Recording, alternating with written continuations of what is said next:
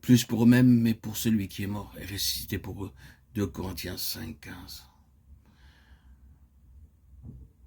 Nous avons vu que même Job, l'homme de qui Dieu donne un témoignage irréprochable, dut être traité par le Seigneur et amené sur la poussière jusqu'à ce qu'il dise « Je me condamne et je me répands sur la poussière et sur la cendre ». Puis, le Seigneur nous a éclairé davantage en dirigeant vers nous sa lumière et il nous a montré qu'il y avait beaucoup de choses qu'il devait régler dans la chambre pleine de figures, qu'il y avait péché et sacrilège à ses yeux dû au manque de brisement de notre manière de toucher aux choses profondes de Dieu. Il nous a fait voir la nécessité de la crainte pieuse, du saint respect et du silence révérentiel quand nous parlons des choses divines. Ensuite, il nous a conduits à la croix comme le seul endroit où l'on peut s'occuper de toutes les révélations nouvelles. Il nous a encore montré la base même de notre foi. Non seulement que le Seigneur Jésus a été notre substitut et qu'il est mort pour nous, mais qu'il nous a portés avec lui sur le bois, afin que dorénavant nous ne vivions plus pour nous-mêmes, mais pour lui. Après tous ces audios, ces enseignements, nous avons besoin maintenant d'être bien éclairés pour savoir comment sa vie se manifeste aujourd'hui, pratiquement à travers des vases de terre. Ce n'est pas dans le but de faire de nous des êtres grands et extraordinaires que Christ est venu demeurer en nous.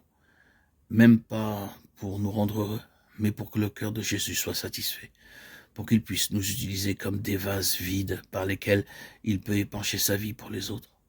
Peut-être d'une manière inconsciente, nous avons cherché une expérience, le réconfort et la paix pour notre propre jouissance. Il est mort pour tous, afin que ceux qui vivent ne vivent plus pour eux-mêmes, mais pour celui qui est mort et ressuscité pour eux. Le verset suivant de 2 Corinthiens 5, 15, 5, 16, 1 nous montre immédiatement la séparation que produit en nous l'unité avec le Seigneur ressuscité, en sorte que nous, désormais, nous ne connaissions personne selon la chair, plus pour eux-mêmes, mais pour celui qui est mort et ressuscité pour eux. Lorsque nous sommes amenés de l'autre côté de la croix, du côté de la résurrection, où Christ devient pour nous une personne vivante, puisque nous vivons désormais pour lui, il s'ensuit que nous voyons les autres du point de vue du Seigneur. Nous voyons chaque personne comme une âme que Jésus aime et pour laquelle il est mort. Nous ne les considérons pas avec notre humaine et vieille façon de voir, mais pour ainsi dire avec les yeux du Seigneur.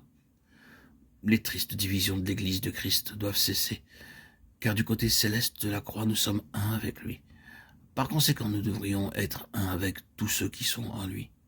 Dans le verset 16 de 2 Corinthiens 5, ne connaître personne selon la chair ne signifie pas nous rendre durs, inflexibles ou nous replier sur nous-mêmes, mais nous séparer de notre ego dur et exigeant, afin que l'amour de Christ se répande à travers nous, vers les âmes pour lesquelles il est mort.